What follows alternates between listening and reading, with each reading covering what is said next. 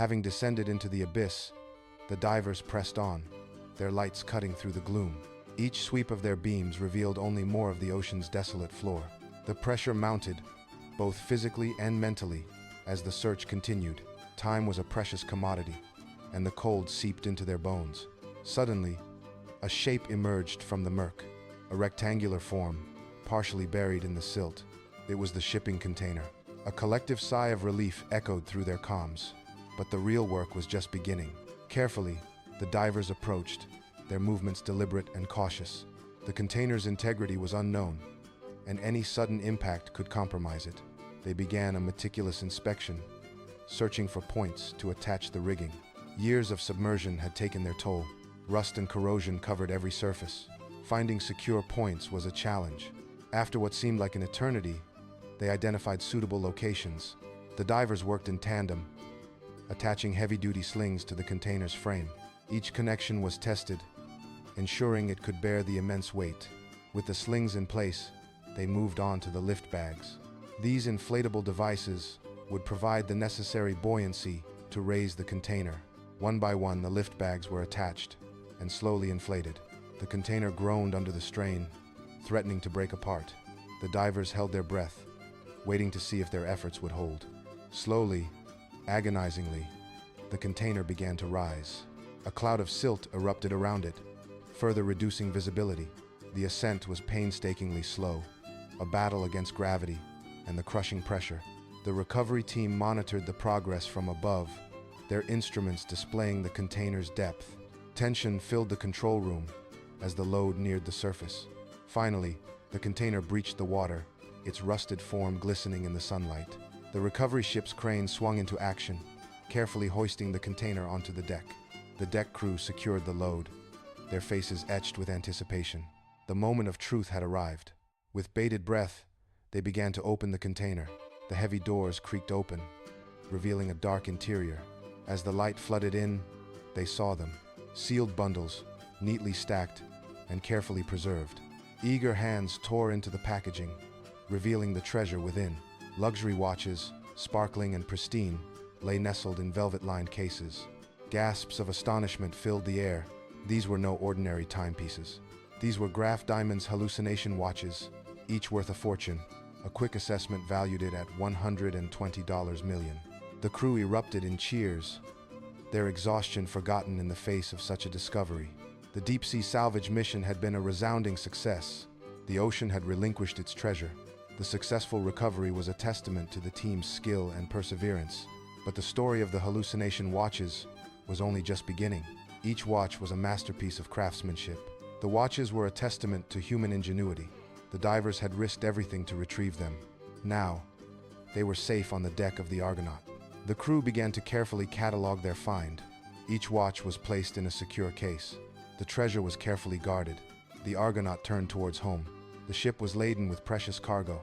The crew had done their job. The mission was complete. The team looked forward to the journey home. They had earned their rest. Having descended into the abyss, hours turned into an eternity as the divers navigated the treacherous underwater landscape. Visibility was near zero. Silt and sediment swirled with every movement. The crushing pressure bore down on them as they swept the ocean floor. Finally, a sonar ping confirmed their target. The container, encrusted with marine life, rested precariously on the seabed. Years underwater had transformed it into a part of the reef. With practiced precision, the team rigged the container with heavy-duty slings and inflatable lift bags. Each movement was calculated, each connection tested. The recovery process was a slow, deliberate ballet of engineering and endurance. Every bolt tightened, every strap secured, was a victory against the deep. Each bag was carefully inflated, adding buoyancy to the immense weight. The divers worked in silence, their breaths echoing in their helmets. Slowly, agonizingly, the container began to rise, breaking free from the grip of the ocean floor. The seabed released its hold as the lift bags strained. A cloud of silt erupted as the container ascended. The divers monitored the ascent, ensuring stability and avoiding any potential snags. Any sudden movement could jeopardize the entire operation. They adjusted valves, released air, and maintained constant vigilance. The tension was palpable, As they ascended towards the light, the weight of their find pulling them upwards, the darkness began to fade, replaced by the faint glimmer of the surface. The ascent was slow, measured in inches, not feet. Back on the recovery ship, the crew watched the sonar intently. Each ping confirmed the container's steady rise. The captain adjusted the crane, preparing for the final lift. Anticipation hung heavy in the air as the container neared the surface. The first glimpse of metal broke through the waves. Water streamed off the container as it emerged, dripping and heavy. The crane cables groaned under the immense weight. Slowly, the container was swung over the deck. The crew guided it carefully, securing it to the deck with heavy chains. The ship listed slightly under the load.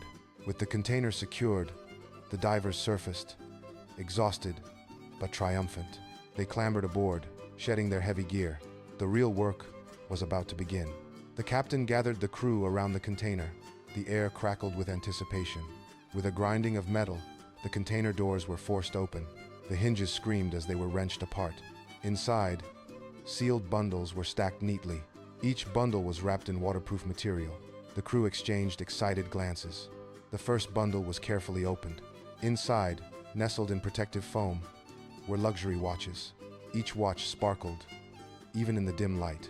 Whispers of Graff diamond's hallucination rippled through the crew. The captain examined one closely, his eyes widening. The estimated value flashed through his mind. $120 million. A collective gasp filled the deck.